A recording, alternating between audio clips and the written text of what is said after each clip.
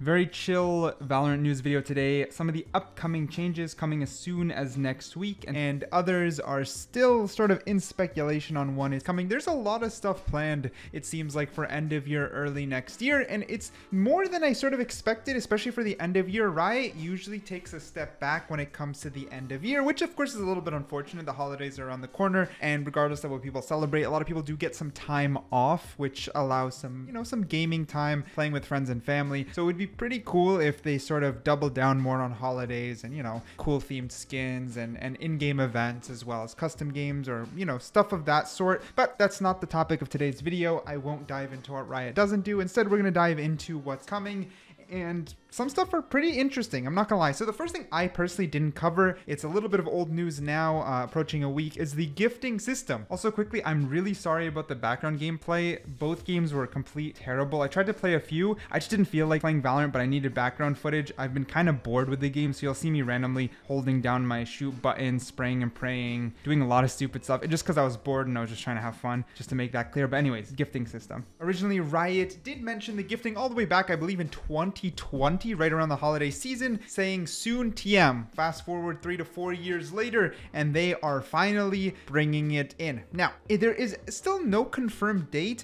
Deep down, I want to be optimistic. Deep down, gifting and such, I feel like through the holidays, when people will be like, literally, Merry Christmas or whatever, just gifting each other, the festive seasons. I feel this is a pretty good opportunity for them to launch the gifting system. It would be very, very nice. But the thing about it is Riot doesn't operate like any traditional business. To some extent, there's some good to it. I don't believe they push through deadlines too aggressively. So I'm not entirely sure. I want to say gifting could come as early as like December right now, right around the corner. But at the same time, I don't know. It could be delayed like a year. I feel Riot is pretty unpredictable, but we could keep our fingers crossed. Now, some people are confused about what gifting is. There is no way you can open your menu, click a skin, and gift that skin. There's no way I can give away something from my collection. That is not what's going to happen. There, like 1% chance. I won't say zero because, you can't ever say never. But with that being said, no. What's going to happen is when you're in the shop, so let's say something comes up in my shop, I'm like, oh,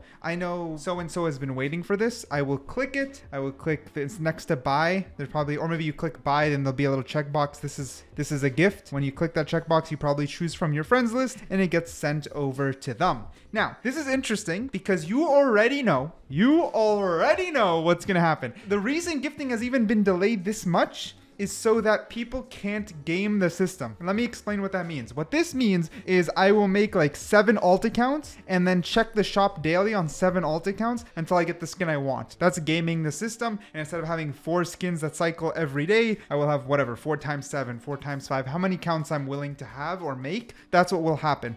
I don't know if that's the reason gifting has been delayed, and I don't know if there's gonna be something to counter it. The only thing I could think of is maybe like you can only gift your friend once every X amount of times, but that still won't really counter it. Maybe you have to be friends for a certain amount of time, but that again, that's only a band-aid solution. Or maybe Riot has realized it doesn't matter because they are still the ones getting money. That's what I've always argued. But I do believe that's a reason gifting took so long, is they weren't sure how it would affect them financially when it comes to gaming the shop system, the pros and cons. I'm sure they have analytics, I'm sure they have data, I'm sure they have internal teams who are a lot smarter, or at least a lot more knowledgeable about their own system on how things would profit them the best. With that being said though, I still think in the end it's a net positive, so I'm very happy that gifting is around the corner. Another thing coming in a week from now is the patch with the regen shield, which is an amazing thing. Anything that changes the game is just fun. I don't care. I'm no pro player. I don't play at the top. Make the most chaotic shit in the game and I am up for it. I am bored and I want some change. That is my take. You guys, for the most part, know that. With that being said,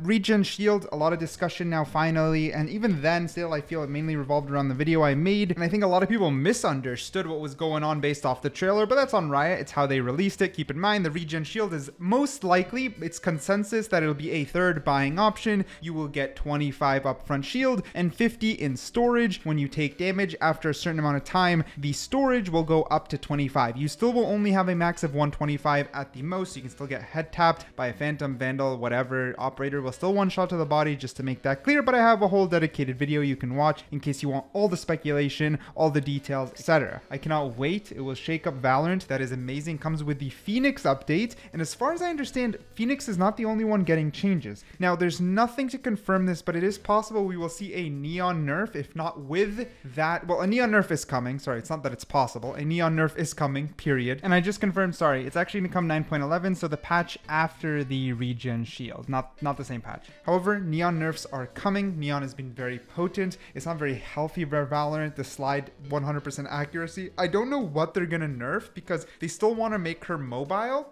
So either they will nerf the 100% accuracy portion, or they'll just slow it down. Maybe they'll make an adjustment so you can only do it once, because right now we've seen literally slide, kill, kill, reset, slide, kill, ult, reset, kill. Like we've seen, there's like a TENS clip. I'm sure you've seen sliding left and right, just getting one tap after the other. Insane. So they're going to tone that down. Neon nerfs are on the way. And on top of that, Deadlock and Harbor have changes on the horizon.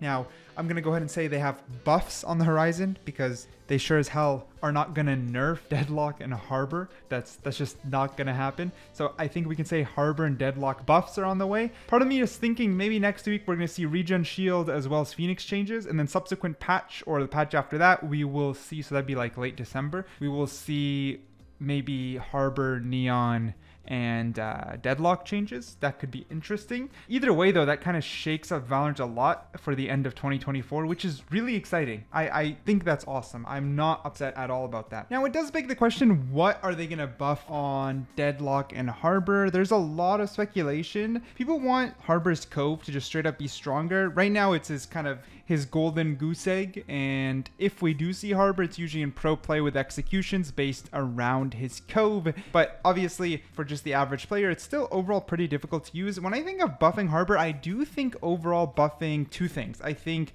buffing his Cove just to make it more, just make it more potent for anyone like you and me to pick up and use it effectively in gameplay. Same way if you think about like Gecko Wingman, you just throw a Wingman, he does a game changing maneuver, which is literally planting or defusing the spike, and you don't need some crazy execution to make it work. So buffing his Cove, sorry I hit my bottle, would be 100% important. And then just remove the slow when your own teammates walk through your own, like your smokes, the water. Make it so it only slows the enemy and doesn't affect your team. I think those two alone would go a long way. When it comes to buffing Deadlock, she's already sort of rising, so I'm just going to be transparent. I don't know. What do you guys think? What would you buff with Deadlock? I'm mainly thinking her trip is something a little bit more effective would be great. When it comes into 2025, there are some pretty big things we should see. I am someone who believes that in 2025 we will get the replay system. We've already seen an early beta version of it. Of course, it still looks extremely rough, but we have seen an early beta version of the replay system. So I'd like to believe that we will get it in 2025. I just have a suspicion. Nothing is confirmed. It's just confirmed we will eventually get it. I'm just going to suspect that it is in 2025. So hopefully we'll see that in 2025. Also, there will be Valorant updating to the next Unreal Engine. This one is also not confirmed at all. I don't know if that's going to be 2025. I could see end of 2025 or 2026 where Valorant upgrades to Unreal Engine 5. People are worried about their frames, but I actually do, like, it's kind of funny to think about, like everyone's frames will just drop, but I do believe in Riot to optimize it aggressively. That's the one thing Riot really does all the way back since the League of Legends days. Even in the early days, it's about making sure even on a potato you can play their game because they're trying to access the most amount of players possible,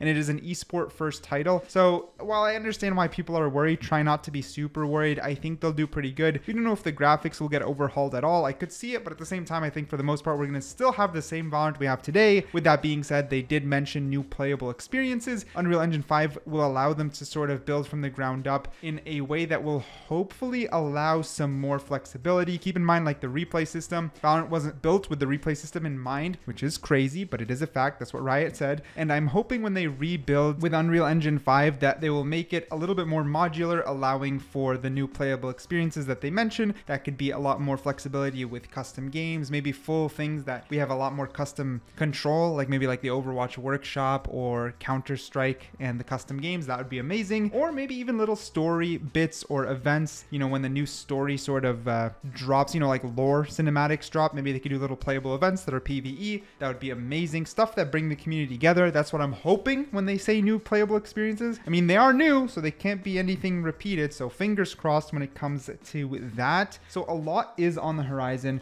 when it comes to Valorant, and I can't be complaining too much. Now, to end the video off, I also want to show you guys this. This is actually insane. There is Arcane alternate footage that has come out, so you can see different versions of what the Vandal could have looked like. Not gonna lie, there might be better versions in here that I think look cooler than what we actually got. That's just me being fully honest. But what's actually a straight up like sin, like really bad, is the buddies. So instead of that little scrap metal that I never even looked at, I never equipped. If you've ever watched Arcane, they were playing around with like an actual Arcane ball that would be interactive when you shoot. Like it's just a bunch of stuff that would be interactive when you shoot. Look at this. Look at these. Bro, look at, I'm kind of upset. I'm not gonna lie. I'm kind of upset. It's a very expensive bundle, and now I feel scammed based off of the concepts.